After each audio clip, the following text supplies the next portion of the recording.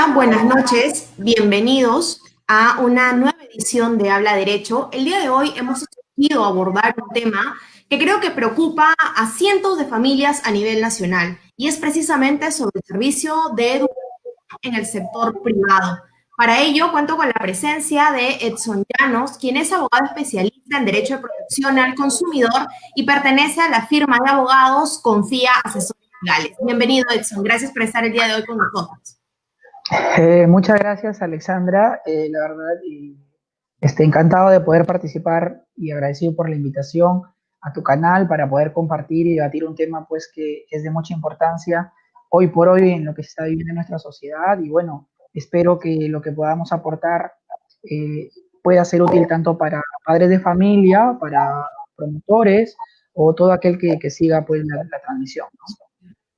Sí, así es. Quiero empezar acotando un dato que se dijo el día de hoy, que casi 54.000 estudiantes aproximadamente habían presentado su solicitud de retiro de un colegio privado a un colegio nacional, lo cual es preocupante. Y con ello quiero preguntarte que por favor nos distingas qué derechos son los de un padre de familia o cuáles son las exigencias que uno debe realizar respecto al servicio educativo en el sector privado.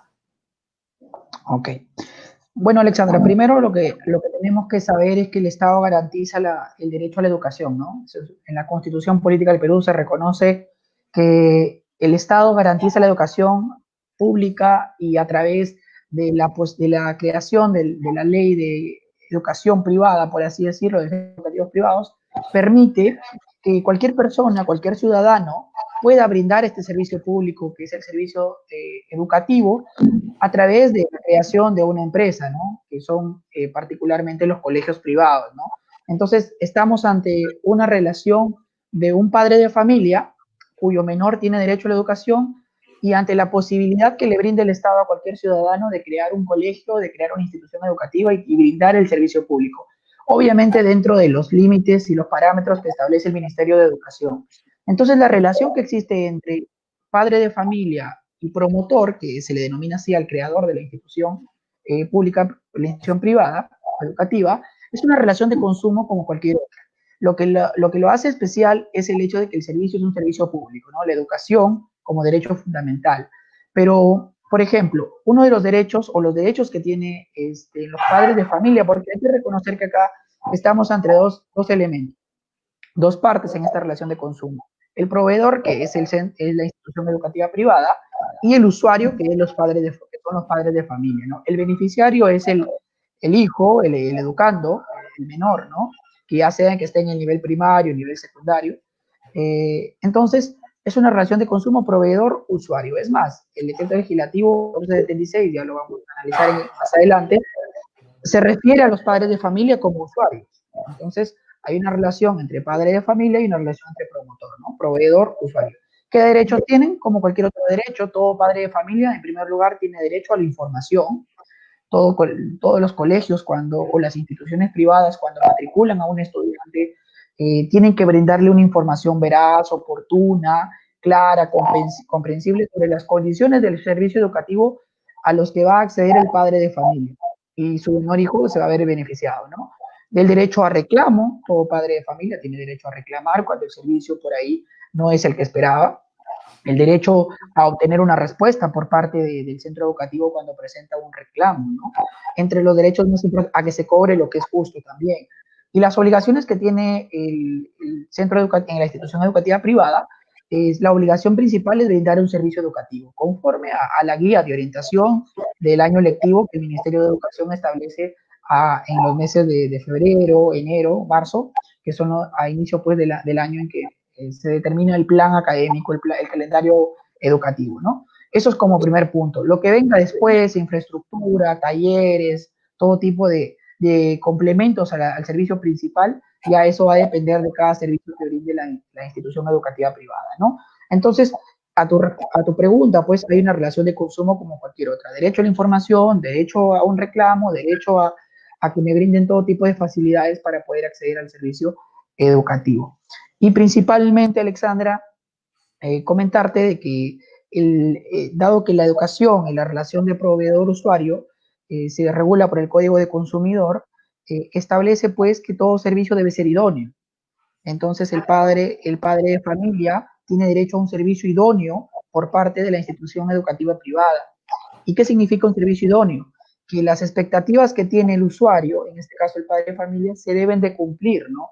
Si yo como padre de familia matriculo a mi menor hijo en un colegio, en una institución privada, y espero, de acuerdo a lo que me dijo el colegio, que mi hijo pueda desarrollar habilidades, no sé, artísticas, deportivas, porque eso fue lo que me ofreció.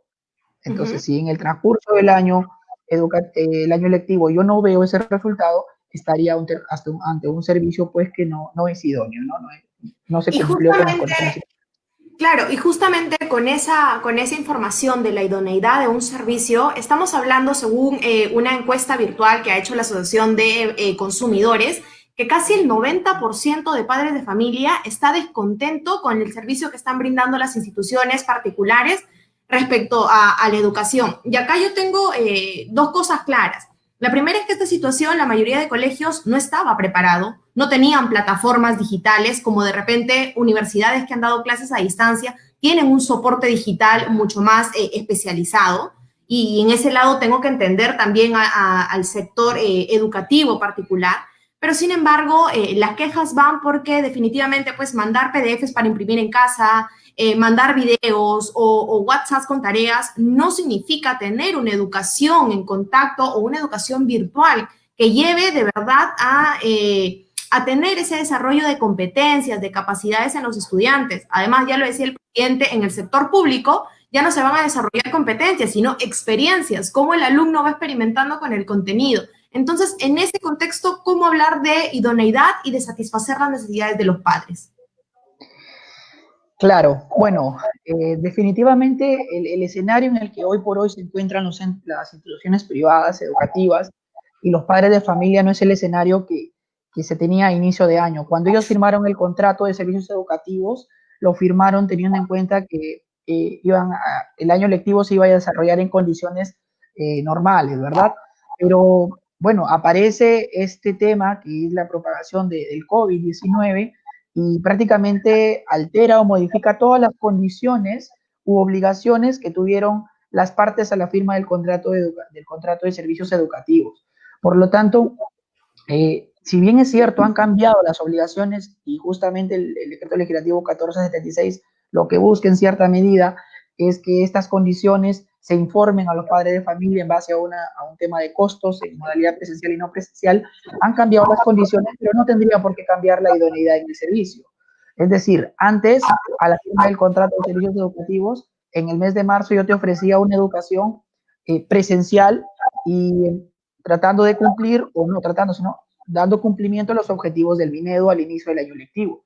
Ahora lo único que está cambiando es la modalidad, que ya no es una modalidad presencial, sino va a ser una modalidad a distancia o no presencial, como le quieran denominar. Entonces, pero bajo esas circunstancias, quizás las condiciones van a cambiar también. Entonces, el padre de familia, teniendo en cuenta la idoneidad del servicio, ya no tendrá la expectativa que tenía a inicio de año, es decir, ya no tendrá la expectativa de que el colegio se encuentre en buen estado, de que las aulas sean aulas donde sus hijos puedan desarrollar muy bien las clases, de que el material educativo se les entregue todos los días de trabajo, que los profesores de alguna u otra manera tengan un buen trato con sus hijos, o que, por ejemplo, las instalaciones del colegio estén en buenas condiciones. Esa expectativa que tenía el padre de familia ha cambiado también, porque el padre de familia ahora lo que espera es que su hijo primero no pierda el año lectivo. Eso es lo primero, porque algunos están todavía indecisos, no saben si sus hijos van a seguir en las instituciones privadas o van a ir a una pública. Lo segundo es que ya entendieron los padres de familia de que se van a tener que utilizar plataformas virtuales. Eso no es responsabilidad de la institución educativa privada. Eso es un mecanismo o un canal para poder brindar el servicio educativo.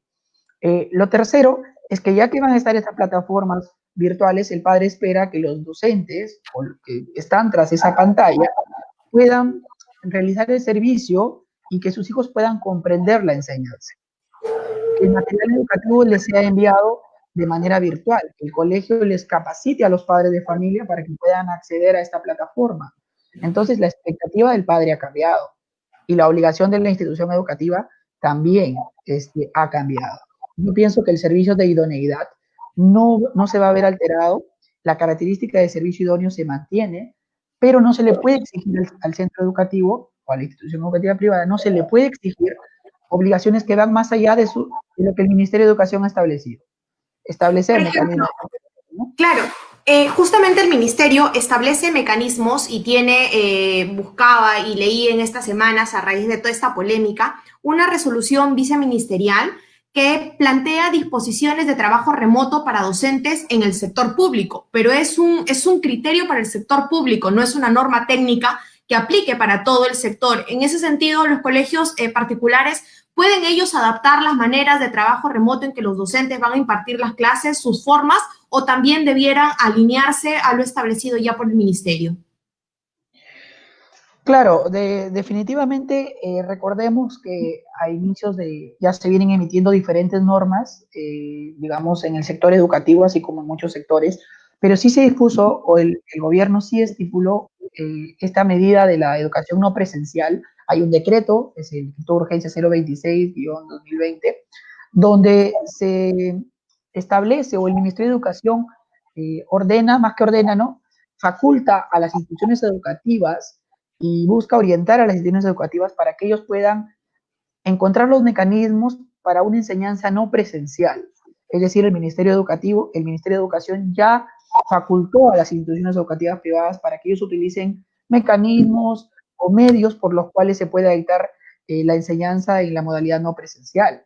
Entonces, ya los colegios tienen esta autorización por parte del Ministerio de Educación. Mucho se compara el canal por el cual está el Ministerio de Educación brindando el servicio educativo para el sector, digamos, para las instituciones públicas, para los niños que están en instituciones públicas. Pero el sector educativo no tiene por qué acoplarse a este mismo mecanismo, sino lo que estipula la norma es que pueden tomarlo como referencia, ¿no? Y tenemos el mecanismo que utiliza el sector, el Estado, es el aprendo en casa, la modalidad aprendo en casa, pero según la resolución viceministerial, la 090-2020, se establece que las instituciones educativas privadas pueden tomarlo como referencia, pero se deja la posibilidad de que la institución educativa pueda utilizar sus propios medios, sus propios canales, sus propias plataformas para poder dictar el servicio, ¿no? Claro, y ante todo ello, pues diferentes colectivos, asociaciones de padres han tomado protagonismo en la lucha para la reducción de emisiones. Hoy veía, por ejemplo, ya centrándonos aquí en Lambayeque, hace semanas atrás el colegio CIMA, padres en las afueras haciendo una protesta, el día de hoy en las afueras de la institución educativa Reina. Entonces, tenemos padres que están de una u otra manera descontentos y quizás con esta coyuntura, con ANAPEC, por ejemplo, a nivel nacional, exigiendo la reducción de un 50% de los costos, ha surgido el decreto legislativo 1476, que ponía como fecha límite ayer, 12 de mayo, que los colegios presentaran sus balances, sus informes. ¿Qué va a pasar a partir de ello con las instituciones que no presentaron el informe y con aquellas que se han presentado el informe? A ver, bueno, primero, Alexandra, hay que aclarar que es un tema muy discutible el servicio educativo digamos, bajo la gestión privada, porque si bien es cierto hay reclamos por parte de los padres de familia, ese es un punto de vista, es un ángulo de donde ver el servicio educativo desde el punto de vista del padre de familia. Pero recordemos que también está el punto de vista del empresario, del promotor, ¿no? Que también Claro, tiene ambos derecho, colegios cerrarán también a raíz de esto, claro, pues. que también tiene, claro, tiene derecho, porque así lo permite la Constitución, lo faculta o le da esa posibilidad de ingresar en el servicio público, en el servicio educativo y poder a través de una institución brindar este servicio como cualquier emprendedor que quiere ingresar en un negocio, ¿no? Recordemos que las instituciones educativas privadas tienen un fin lucrativo, es decir, yo no voy a crear un negocio para perder o para sobrevivir. Siempre busco un fin lucrativo. Entonces, también hay que considerar que los promotores buscan también obtener una utilidad, una ganancia con el servicio, que no significa aprovecharse, sino que es digamos, lo que obtienen por brindar un servicio público como es el servicio educativo. Entonces, ya desde este punto de vista, de esta concepción de que el padre de familia te reclama y el promotor también exige sus derechos como un emprendedor, como un dueño de una institución educativa, es bien difícil que el Estado pueda intervenir. Prácticamente ya lo hizo a través del decreto legislativo 1476, ya intervino de manera indirecta desde mi punto de vista, porque de alguna u otra manera obliga a las instituciones educativas privadas a reducir el costo de sus pensiones, ¿no? Entonces, entrar en ese tema de la reducción es otro punto. Tú como abogada lo sabes, que los contratos entre particulares, digamos, prevalece los acuerdos que ellos tengan, ¿no? Es decir, si Claro, hay las acuerdos de... negociaciones a las que ellos arriben, ¿no? Exacto. Entonces el Estado no podría intervenir a regular los precios, el mismo Indecopi lo dice, pero a través de esta norma, el decreto legislativo 1476, de alguna u otra manera sí estaría diciéndole a las instituciones educativas privadas, ¿sabes qué? Tú tienes que reducir tu pensión, porque la modalidad no presencial que vas a brindar ahora tiene un menor costo que una modalidad presencial. También lo había dicho en la resolución viceministerial del 2020. Discúlpame, Alexandra, se está por descargar. No, no, no te preocupes, aquí te Sí, esperamos. ya, disculpa, ha sido una... Ya, entonces, de alguna u otra manera, el Estado no podría intervenir para regular los precios de estas dos partes, tanto de la institución educativa privada como de los consumidores. Pero ya lo ha hecho. Ahora, ¿qué sucede? Las protestas vienen porque las instituciones educativas privadas, a raíz de la pandemia del coronavirus, en un primer momento no tocaron el tema de las pensiones. ¿Y por qué no tocaron el tema de reducción de pensiones? Porque el mismo gobierno había dicho que las clases se suspendían. Salió la primera norma, el decreto de urgencia 008-2020, dijo que las clases se suspendían hasta el 30 de marzo. Claro, aplazaba Entonces, el inicio, pero no las modificaba. exacto. Posteriormente dijo que las clases empezaban el 4 de mayo.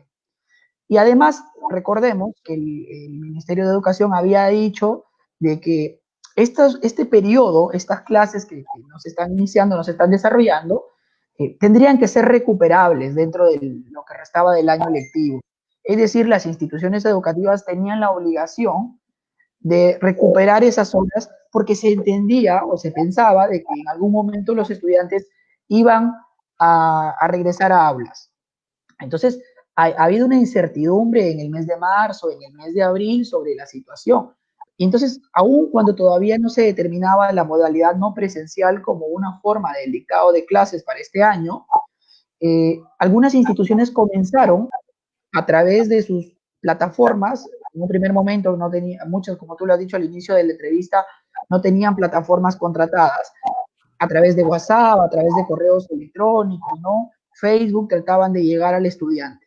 Entonces, ¿dónde viene el reclamo del padre de familia? Porque el padre de familia dice, a ver, tú me estás enviando correos electrónicos para imprimir material, me estás enviando por WhatsApp unos cuantos videos de unos docentes, pero no me estás hablando de la pensión.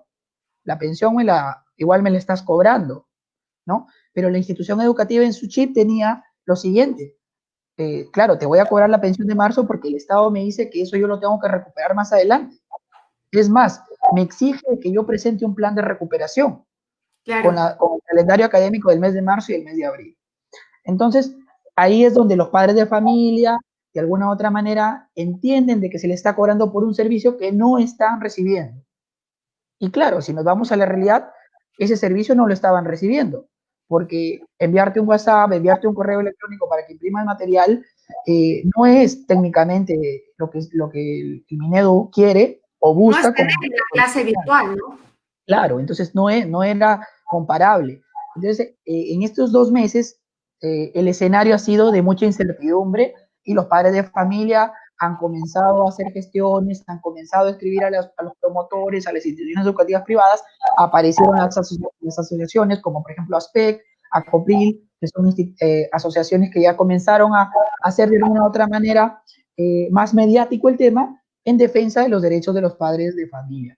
Y es ahí donde los padres de familia ya se han quejado y han dicho, bueno, no me puedes cobrar 400 soles de pensión, me tienes que cobrar la mitad. El número que se maneja es el 50%, cóbrame la mitad. Entonces, ante ese escenario y todos los reclamos, los movimientos sociales que han habido, y por presión también de la ciudadanía, es que el Estado ahora saca este decreto legislativo 1476 para que de alguna u otra manera apaciguar un poco las aguas, como se dice, y que los padres de familia se sientan un poco más tranquilos, porque antes el padre de familia por ahí decía, no me reduces la pensión, y la institución educativa le decía, sí te voy a reducir un 20%. Ya comenzaban como que a negociar, que es válido, totalmente válido. Te voy a reducir un 20%, pero igual el padre quedaba insatisfecho, porque decía, pero ¿por qué el 20%? Mira, ya no vas a usar piscina, ya no vas a usar local, ya no vas a usar las aulas, solamente vas a usar una plataforma, deberías descontarme más. Ante esa incertidumbre, esa especulación, es que el Estado dice, ¿sabes qué, institución educativa? Bueno, muéstrale tus costos que representan en modalidad no presencial para que el padre esté tranquilo y entienda que se ha reducido el 30%, se ha reducido el 40%, es en función de tus costos también. Y esa es la finalidad de la norma, hacer transparente esa información, ¿no? Bien, a raíz de ello y anunciando ya hace unos días que íbamos a estar contigo, que eras especialista en la materia, lanzamos una pregunta, ¿no? Para que la gente pudiera hacer sus consultas y en medio de ello nos llegaron algunas preguntas en razón del decreto legislativo y hablando precisamente de los costos, nos dice cómo saber si la información brindada sobre los costos es real si no es una información auditada. Ya. A ver, Alexandra, lo primero que tenemos que saber es que el decreto legislativo 1476 tiene la finalidad, o una de las finalidades es brindar que la información sea transparente y que sea de conocimiento de los padres de familia. Lo segundo, defender los derechos de los padres de familia o de los usuarios como consumidores, ¿no? Y entonces, esta finalidad se va a desarrollar o este fin se va a cumplir con lo siguiente, que la institución educativa privada informe sobre los costos que tiene dicha institución cuando dicta sus clases en modalidad presencial y los costos que tiene cuando sus clases ahora las va a dictar en modalidad no presencial. Y que estos dos costos además sean informados a través de un cuadro comparativo. Es decir, en una columna vas a tener cuáles son los costos en los que incurre una institución educativa privada cuando dicta clases presenciales y en la columna del costado vas a tener los costos en la modalidad no presencial. Entonces el padre de familia va a poder evaluar, a ver, en la institución educativa sus costos en modalidad presencial son 40.000, ahora son 20.000. Entonces hay razón en que me reduzca la pensión educativa, ¿no? Entonces, esa es la finalidad. Entonces, ¿qué es lo que sucede ahora? Que la norma menciona de que para poder establecer esos costos en modalidad presencial y no presencial, se tiene que hacer una proyección. Es decir, la norma habla de proyección. Es más, el cuadro que da como referencia para que las instituciones educativas privadas la presenten a los padres de familia, menciona, ¿no? En la parte superior, proyección de enseñanza en modalidad presencial y proyección de enseñanza en modalidad no presencial. Por lo tanto, ¿qué ha tenido que hacer la institución educativa privada? Considerar sus costos, por ejemplo, proyectados para la enseñanza presencial del mes de marzo, ¿no? A inicios. A inicios en el mes de marzo yo tenía mi costo en planilla de profesores, docentes, mi costo de planilla de personal administrativo, tenía mi costo de mantenimiento de la infraestructura del centro educativo, mis costos de material didáctico para docentes, para los estudiantes, mi costo por servicios públicos. Entonces, esos son mis costos en modalidad presencial. Y era una proyección, ¿no? Ni tanto una proyección, porque ya se habían considerado al inicio del mes de marzo. Pero los costos en modalidad no presencial también son una proyección porque son los costos que yo asumo ahora que en mayo voy a comer, bueno, si es que han hecho desde abril o mayo, ahora van a asumir las instituciones educativas privadas. Si tú me dices, ¿qué tan ciertos son esos costos y van a estar sometidos a una auditoría? Lo primero que hay que saber, o que el padre de familia tiene que saber, es que esta información que han presentado a los padres de familia, las instituciones educativas privadas, va a estar supervisada posteriormente por UGEL, en el sentido de que se hayan cumplido con informar y de alguna manera con los plazos, y por Indecopi, naturalmente, porque el padre de familia puede pensar que la reducción de la pensión no es acorde al servicio que recibe. Entonces va a haber una supervisión. Y el inspector de UGEL, o en todo caso, la UGEL ¿qué mecanismos debería utilizar? Como va a recibir estos costos que han recibido, la información que han recibido los padres, tomará como referencia, en todo caso, los estados financieros del año académico 2019, por ejemplo. Pero que no se entienda que la comparación de los costos no presenciales tienen que hacer con referencia al año académico 2019, porque terminado el año académico 2019, la institución educativa privada para el 2020 puede haber hecho nuevas inversiones y puede que los costos del año pasado en modalidad presencial sean también diferentes este año. Entonces, recordemos que la norma habla de proyectarse, de proyección, y que sí va a haber una supervisión en la medida de que la institución educativa va a ser supervisada posteriormente por UGEL. Por ejemplo, si la institución educativa ha colocado como costos de planilla de los docentes, no sé, 15.000 soles, posteriormente se pedirá la planilla de trabajadores que son docentes y que ha sido declarada, por ejemplo, por SUNAT. O Entonces, sea, la sí va a información, haber un mecanismo para poder acreditar que la información dada como declaración jurada es veraz. claro, es más, el artículo 4 del decreto legislativo 1476 menciona de que la información que se brinda es una información veraz, o sea, objetiva, y además que la información que brindan las instituciones educativas privadas tiene carácter de declaración jurada.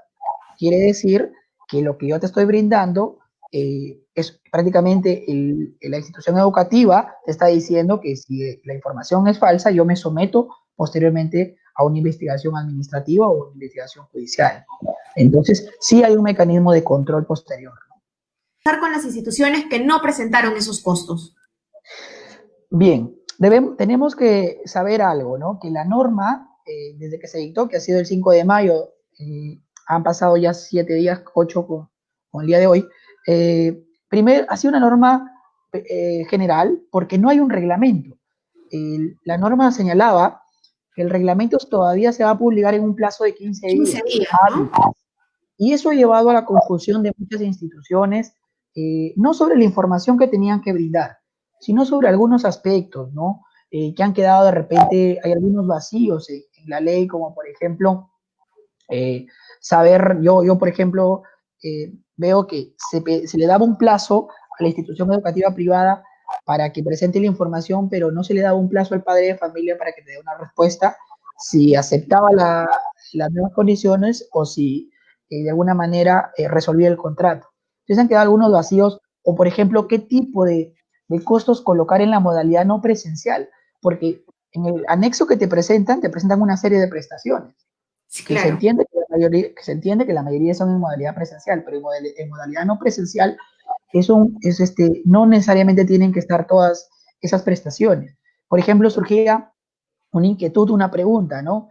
Y los costos fijos, por ejemplo, si yo como institución hice un préstamo para este año, para la instalación o para, digamos, construir una piscina, ¿debo incorporarlo también ese costo en la modalidad no presencial? La norma menciona que los costos en la modalidad no presencial que se tendrían que informar son aquellos costos que están estrictamente vinculados al servicio no presencial. Entonces, un padre de familia puede leer la información y puede decir, acá has colocado que mantenimiento de piscina me estás cobrando, no sé, 200, 300 soles mensuales. Ojo, pero mi hijo ya no va a llevar el curso de natación, no va a recibir cursos de natación a través de la modalidad no presencial. ¿Por qué lo estás incorporando? Y el pensamiento del promotor puede decir, está bien, no está directamente involucrado, pero ¿y dónde coloco ese costo yo como institución educativa que al inicio de año asumí? Claro, realizó una inversión esperando una ganancia posterior, pero lamentablemente. Claro, y además que da un agregado al servicio principal que es la enseñanza. Recordemos que el servicio principal de las instituciones educativas privadas es la enseñanza, pero por ejemplo el contar con talleres, el contar con instalaciones son complementos. El estudiante cuando ingresa a una institución privada, entonces siente que ese servicio o siente que su hijo está en una buena institución, que además de la enseñanza es capacitado o desarrolla otro tipo de habilidades, ¿no? Entonces, esos costos, por ejemplo, quedan prácticamente en el aire, porque si soy muy literal, voy a la norma, no debería incorporarlo dentro de los costos de modalidad no presencial. Entonces hay interpretaciones que han quedado en el aire. Entonces, yendo a la pregunta, sí, Ujú. para contestar la pregunta, el decreto legislativo señala que el plazo que tenían las instituciones educativas para presentar esta información a los padres de familia era de 7 días naturales, o sea, ha vencido ayer el día 12 de mayo. Si la institución educativa privada no ha presentado la información dentro del plazo, está sujeta, como lo dije hace un momento, a una fiscalización por parte de UGEL. Pero todavía esa fiscalización, ya que no hay reglamento, no se va a hacer de manera inmediata, desde mi punto de vista. Habría que esperar. Pero y eso traerá como consecuencia posteriores sanciones. El decreto legislativo 1476 ha señalado expresamente que quien se encargará de establecer las conductas infractoras de las instituciones educativas privadas es el Ministerio de Educación. Así lo menciona.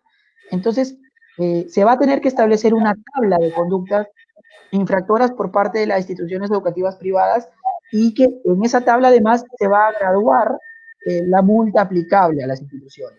Por ejemplo, habrá faltas leves, faltas graves y faltas muy graves, creo yo.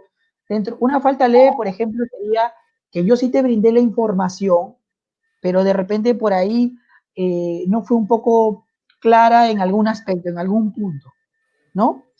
Y es algo subsanable. ¿Sabes qué, colegio? Te voy a multar.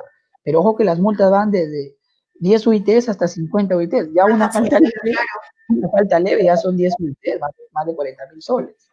Entonces, en cambio, una falta grave podría ser, digamos, no haber presentado la información dentro del plazo establecido para que el padre de familia tome la información. Y una muy grave podría ser que la institución privada nunca brindó la información.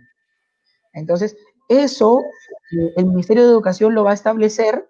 Quien se va a encargar de supervisar va a ser la UGEL y quien se encargará de sancionar será la Dirección Regional de Educación de cada región, ¿no? Eso es lo que va a suceder si se cumplió. Mira, se nos ha ido el tiempo volando, Edson. Muchísimas gracias por haber estado el día de hoy con nosotros aclarando todas las dudas. Entendemos que es un tema bastante complejo y polarizado. Está la actividad empresarial, claramente que tiene libertad de realizar sus convenios o contratos, y por otro lado están los padres exigiendo quizás en un contexto de crisis económica, financiera, pero de una u otra manera los afectados aquí son los estudiantes en la calidad del servicio educativo. Gracias nuevamente por haber estado el día de hoy con nosotros. Espero tenerte en otros programas hablando sobre temas de coyuntura y actualidad, y te agradezco infinitamente por haber compartido con nosotros el día de hoy todo acerca del decreto legislativo 1476. No, la verdad, Alexandra, muy agradecido por la invitación. Es un tema de verdad que tiene, como tú dices, para analizar punto por punto y nos llevaría más tiempo. Se ha ido el tiempo volando, te agradezco mucho. Y bueno, terminar simplemente diciéndoles tanto a los padres de familia como a las instituciones educativas que más allá de la normativa que se ha dictado, prevalezca la negociación y el diálogo. Creo que es lo más importante. Los escenarios que hoy viven las instituciones educativas son variables. Si hablamos de una institución educativa con años de experiencia, con años en el mercado, quizás lo pueden manejar mejor, pero recordemos que hay muchos padres de familia que tienen a sus menores hijos en instituciones educativas de promotores que decidieron emprender digamos, un negocio para brindar este servicio y que vivían, pues, o viven del mes a mes, ¿no? Y que también es complicado. Creo que el trabajo en equipo entre ambas partes va a ser fundamental, más allá de los derechos que establece la normativa, ¿no? Recordemos que los abogados también tenemos que ser imparciales y también tenemos esa posibilidad de ser conciliadores, sería el mensaje final. Y bueno, muchísimas gracias y atentos a próximas invitaciones, Alexandra. Muy, muy agradecido contigo. Gracias a ti, Edson, y definitivamente invitarlos a quedarse en sus casas, a respetar las normas por salud y por protección de sus familias, y efectivamente apelar a la solidaridad entre peruanos en esta situación. Gracias, eso ha sido todo por hoy. Muchas gracias, Edson. Nos vemos hasta una nueva oportunidad. Hasta luego.